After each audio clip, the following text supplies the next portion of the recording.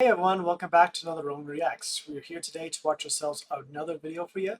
This one is going to be with the Fat Electrician, America's most iconic delivery system. And yes, I understand it's been a little bit since I've last recorded a video for you. Things have been quite hectic because honestly, it's due to the fact that I was doing a project that I'm going to be releasing this coming Sunday. And said project is Helldivers 2 related. And I got so immersed into that project that doing other little reactions and recordings just kind of like stayed to the sidelines.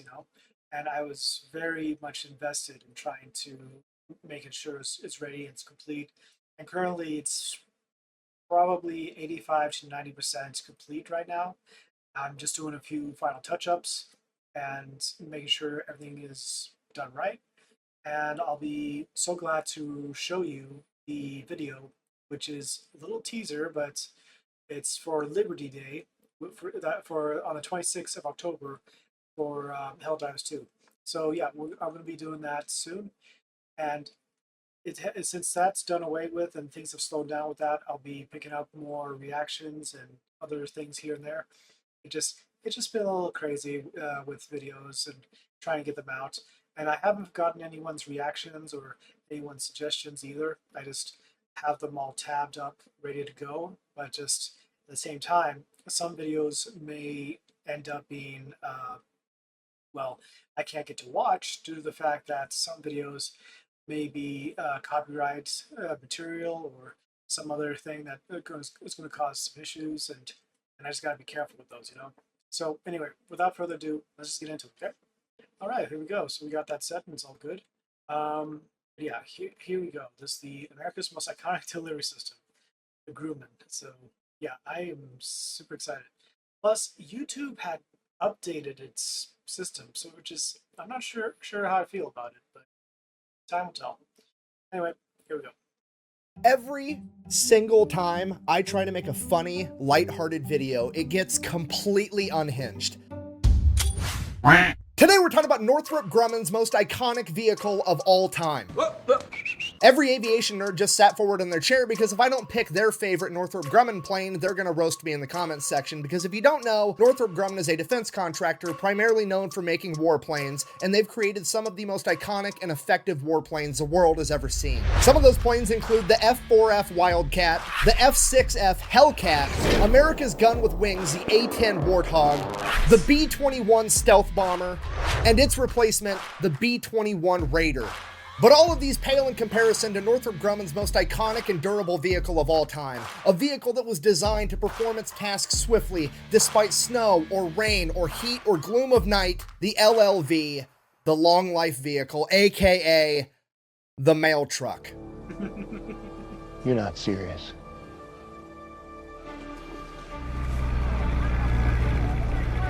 You've got to be shitting me. I shot down 3 MiGs on one of those. Yeah, the same people that made like half the planes in US military history also made your friendly neighborhood mail truck. I can only imagine that the US Postal Service put out a memo like, hey, we're looking for a vehicle to help deliver packages, and the US government was like, oh, package, payload, potato, potato, same thing. Call up Northrop Grumman. They're really good at delivering that type of stuff. Okay, Northrop Grumman's used to putting warheads on foreheads, now they're putting parcels on porches. It's the same thing. Now all I need is for Lockheed Martin to start making action figures and my life will be complete. You put munitions, chips, and toys?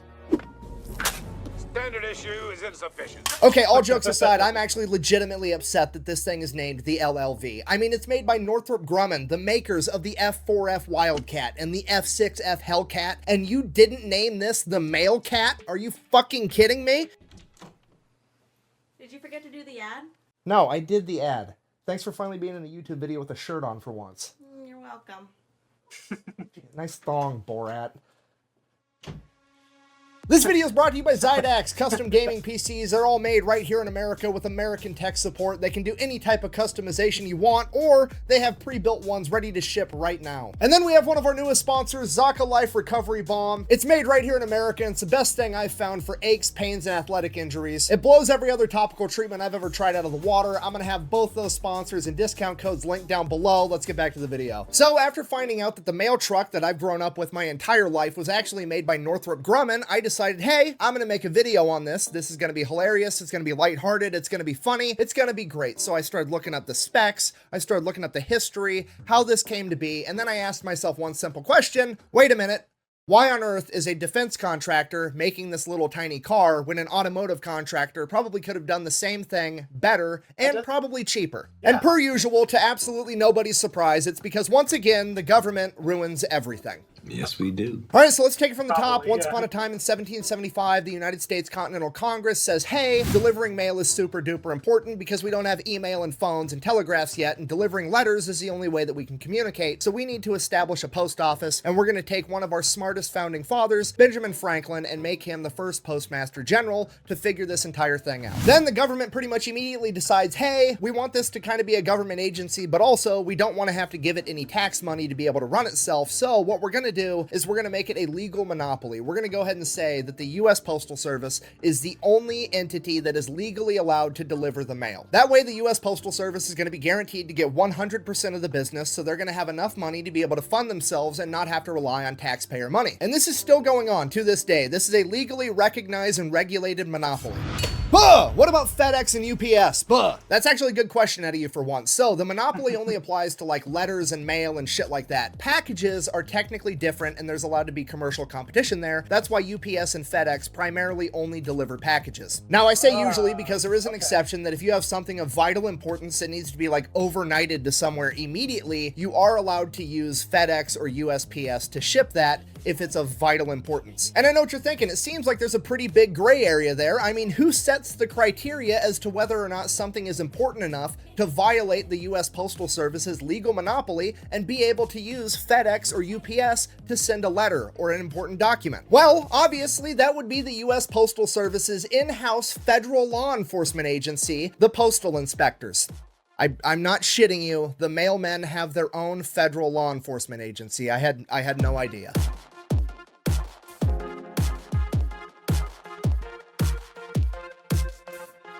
Now, typically the postal inspectors are doing really great things like making sure that people aren't sending bombs or drugs through the mail or investigating people that have had their mail stolen, which if you didn't know is actually a federal crime. And back in the day in 1775, when the post office and the postal inspectors were founded, Congress levied the death penalty for stealing mail. And while that's all fine and dandy, once in a while the postal inspectors get a wild hair in their ass and they decide that they are going to enforce their legalized monopoly. For example, back in 1993, a big company called Equifax was using a private courier to deliver all of their mail, not just their packages. And because of this, the U.S. Postal Inspectors launched an armed raid of their company headquarters, determined that their mail wasn't important enough to be overnighted, and that they were legally required to use the United States Postal Service, and then gave them a $30,000 fine. Yeah, if you live in America and you run a business and you decide that you don't like using the United States Postal Service and you're going to exclusively try to use like FedEx or UPS or something, there is a greater than 0% chance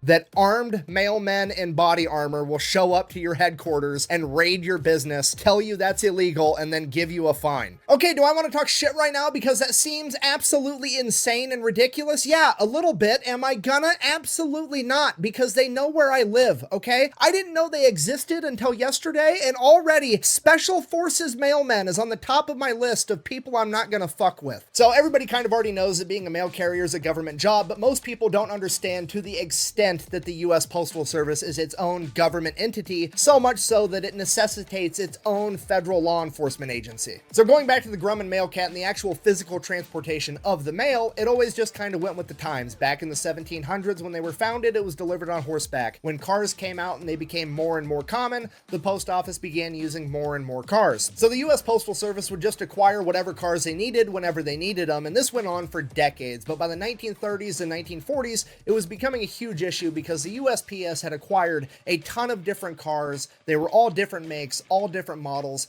They all drove different. They all had different carrying capabilities. They all required different mechanics, different parts. It was a huge logistical nightmare for this enormous. Basically, simplification of the whole process. enormous fleet of vehicles. As I'm sure you can imagine, it would be like 100 times easier if all of the vehicles in the US postal fleet were the same exact thing and all had the same capability, requiring the same replacement parts, the same type of mechanics, and you could teach all the postal carriers how to drive one vehicle and one vehicle only. So at the end of World War II, with hundreds of thousands of Americans returning home and looking for jobs, the United States Postal Service recognized a very unique opportunity with the Willys Motor Company Jeep. Because the Jeep was being used by the US military, there was already a ton being manufactured, and a lot of the people returning home from the military already knew how to drive it. There was a ton of people qualified to work on them mechanically, and there was a ton of excess parts around. And with the military downsizing, there was a huge surplus of them, so it was a perfect fit in pretty much every way. It is a rare case of the government doing something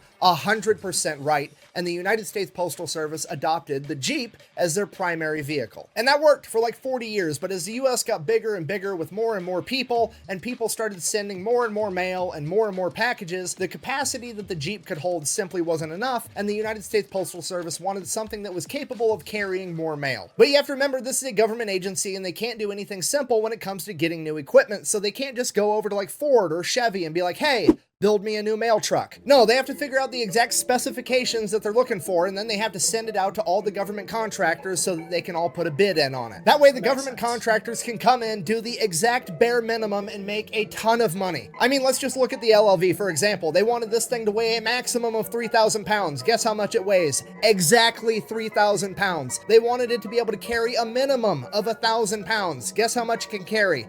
Exactly 1,000 pounds on the dot. They wanted it to be this tall, this wide, this long, and Grumman came along and said, dope, I'm gonna make a metal fucking rectangle exactly that size, throw an engine and some wheels on it, and call it a good day. They literally made a mobile filing cabinet, which, to be fair, in hindsight, after serving in the military, I should have been able to recognize that the mail truck that I grew up with was absolutely a military-grade piece of equipment built by the cheapest bidder. I mean, this is what I drove in the military, the Humvee ambulance, and I mean, the similarities are there. I mean, they both look like the blueprints for them were drawn by a third grader that didn't know how to draw a car yet, and then the 3D renderings were made out of fucking Legos. Now, to be fair though, while I have driven the Humvee ambulance and it's a miserable experience, I've never driven a mail truck, so I don't actually know what that's like. So I turned to the internet because surely some mailman has written something somewhere on the planet that is going to tell me what that experience is like, and here's what I found. Quote, regular driving around town was pretty bearable, but driving the LLV on the highway shouldn't even be legal.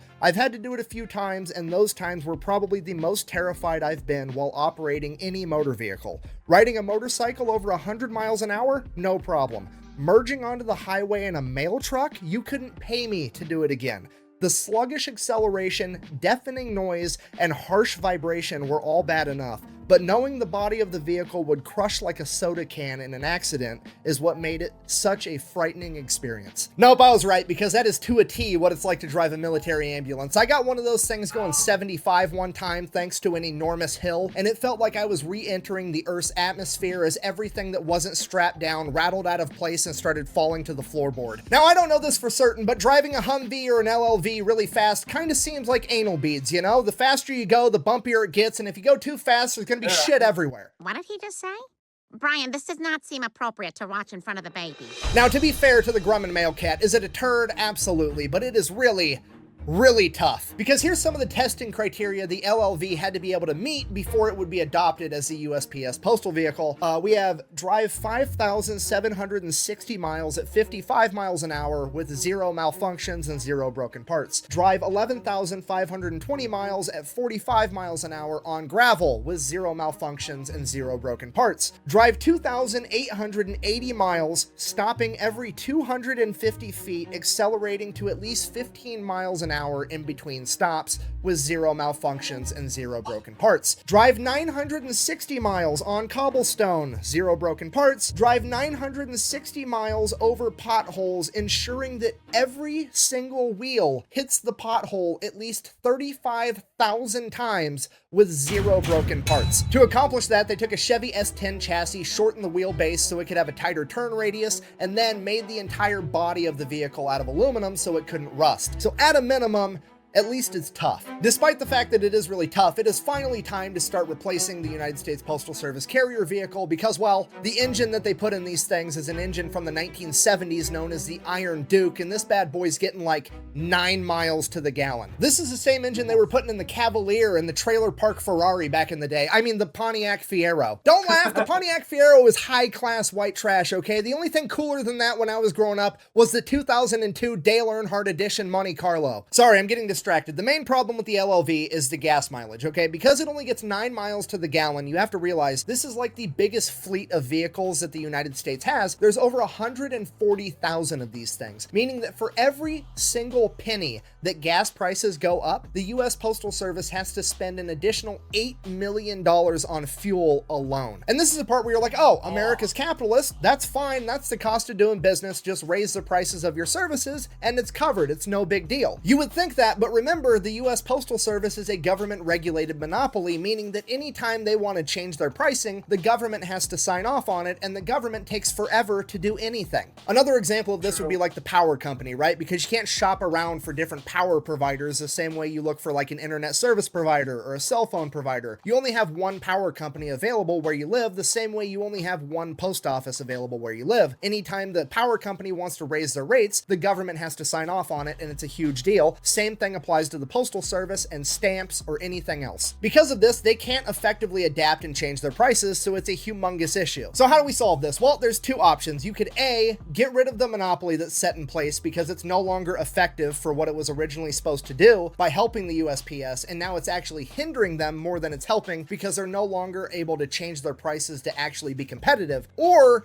you could B, make them get different vehicles. And obviously, we're absolutely 100% of the time going to go with B because the US government, or any government ever really, is never ever going to give up control, and they have control over the USPS, and they're never ever going to let that go. They would rather see that thing burn to the ground than give up control over it. So, obviously, the USPS is getting new vehicles. But then that bites the US Postal Service in the ass because remember, they're a government agency, and they can't just like go to Toyota and be like, hey, Toyota, that new truck that you guys just came out with that's $10,000 and really cool, can we buy a bunch of those for fleet vehicles? No, they can't do that. They have to figure out the specs they want, then they have to send that out and let all these defense contractors bid on them, and then after they bid, they have to give the defense contractors millions of dollars so that they can develop the new vehicle, so they're gonna pay for all the R&D up front, and then when Oshkosh Defense wins the bid with this fucking thing that looks like it was animated by Pixar, the other company that they beat is gonna turn around and file a lawsuit and sue because they're saying that it wasn't a fair enough competition, despite the fact that the US taxpayers literally gave them all the money for R&D in the first place. And then that's going to delay the whole project more, and then bottom line, it's going to take 20 fucking years to fix the issue. The entire time the US Postal Service is struggling and trying to figure shit out while the government refuses to let them actually do their job and be fucking competitive. And it just sucks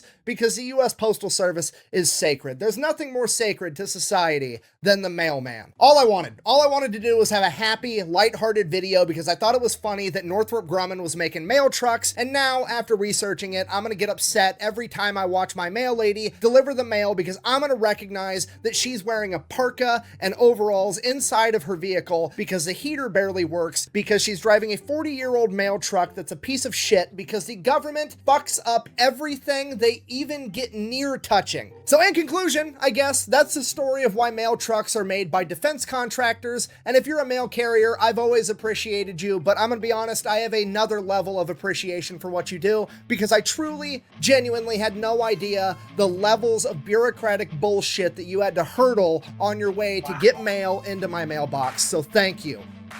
Seriously, thank you. Best way to support the channel is go buy some merch over thefatelectrician.com. Whack bang, out. Wow, okay. You know, the more history I read, the less I trust the government, and maybe, just maybe, that's why in the American education system, they emphasize math and science and English way more than they emphasize history. It's weird how they don't focus more on history.